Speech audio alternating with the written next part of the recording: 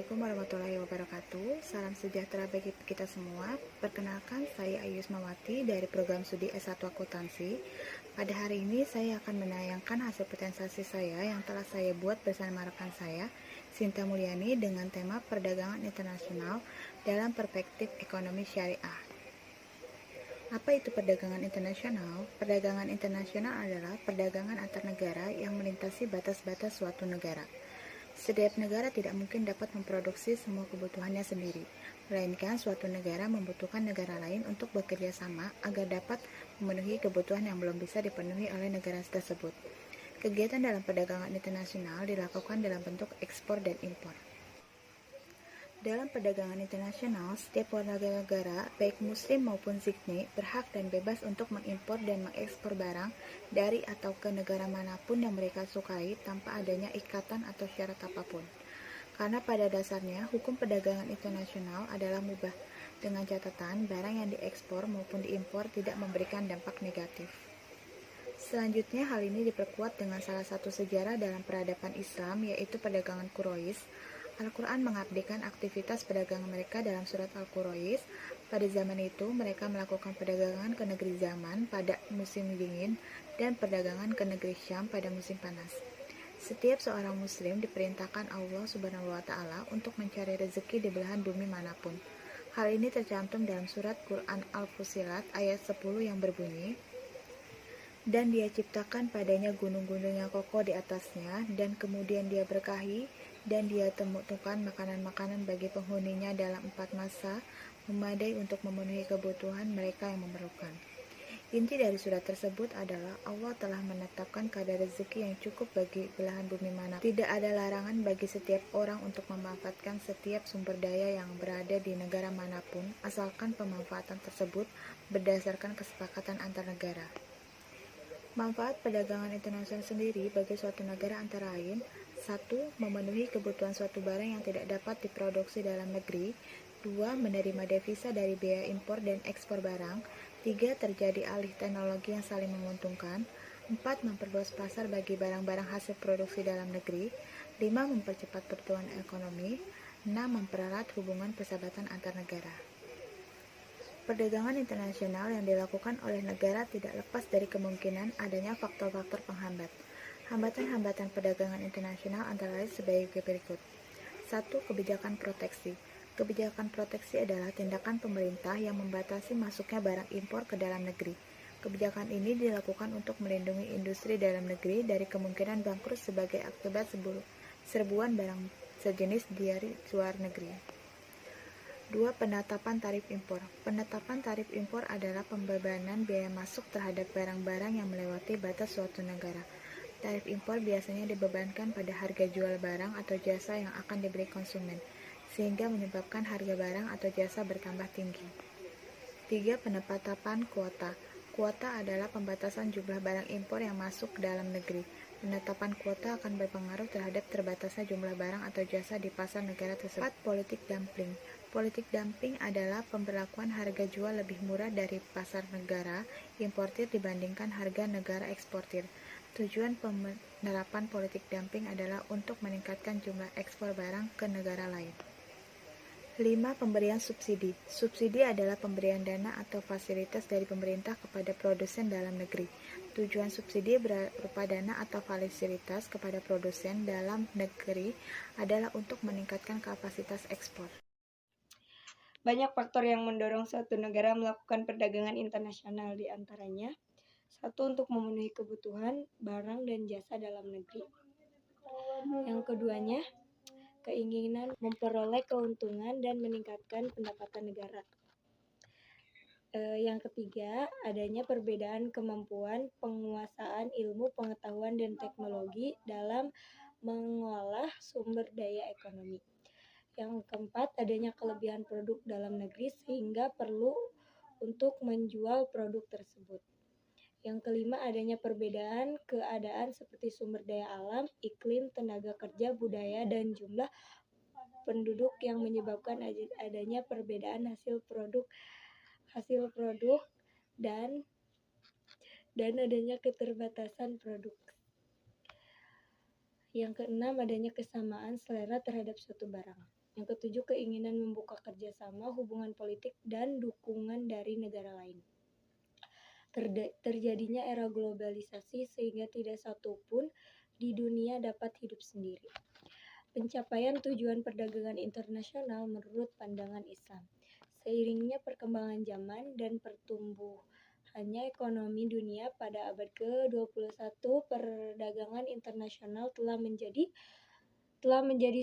sesuatu yang penting bagi perekonomian sebuah negara. Pentingnya perdagangan internasional menjadi negara-negara saling membentuk blok-blok ekonomi. Beberapa waktu yang lalu, blok-blok ekonomi regional seperti Uni Eropa, ASEAN, dan Trans-Pasifik atau TPP menjadi perhatian masyarakat dunia. Blok-blok ekonomi masih memunculkan beragam pendapat mengenai keuntungan dan kerugian dari adanya perjanjian perdagangan internasional. Hal ini disebabkan karena perdagangan internasional yang dilakukan oleh negara-negara tertentu memiliki motif untuk meningkatkan volume perdagangan ekspornya dan mendapatkan keinginan dalam impor barang-barang, di mana motif ini dapat menjadi keuntungan paling besar dari perjanjian perdagangan internasional adalah negara yang, sehingga muncul pertanyaan mengenai apa tujuan dari diadanya perdagangan antar negara melalui blok ekonomi dan bagaimana blok ekonomi pada akhirnya benar-benar dapat memuaskan kepentingan negara-negara anggotanya. Praktik perdagangan internasional yang telah berjalan selama ini pada umumnya tidak bertentangan dengan prinsip-prinsip ekonomi Islam. Menurut Siddiq, tahun 1992, tujuan dari perdagangan internasional antara lain 1. Menjaga dan mendukung kepentingan ekonomi masyarakat sendiri dengan memprioritaskan memenuhi kebutuhan. Yang kedua, memastikan keadilan dan pemerataan dari transaksi ekonomi yang sesuai dengan aturan syariah. Nah, yang ketiganya, menguatkan umat dan melayani tujuan komunikasi Islam untuk bekerja sama untuk mencapai kesejahteraan di tingkat global. Dari ketiga tujuan tersebut, tujuan perdagangan internasional yang berkaitan langsung dengan pembentukan blok ekonomi adalah pencapaian kesejahteraan dan tingkat global dengan melakukan kerjasama antar muslim. Negara-negara muslim melakukan kerjasama untuk saling membantu dan mengembangkan pemikiran dan nilai-nilai Islam demi mencapai tujuan tersebut. Dalam hal ini, negara muslim perlu menjadi lebih independen agar mereka mampu memberi bantuan, bukan menerima bantuan, sehingga masing-masing negara mampu berperan dan perbaikan ekonomi dunia dari kemiskinan atau membantu for developing countries, baik secara individu maupun kolektif melalui institusi seperti OKI dan Islam Development Bank. Blok ekonomi atau integras ekonomi merupakan perjanjian untuk menghilangkan hambatan dalam melakukan transaksi ekonomi antar negara. Biasanya blok ekonomi memberikan kemudahan berupa pengurangan atau penghapusan tarif maupun penghambatan non-tarif pada tingkat yang lebih tinggi seperti di Uni Eropa untuk membentuk sebuah pasar tunggal dengan bahasan dari batas-batas antar negara dan peraturan atau mata uang dari Eropa.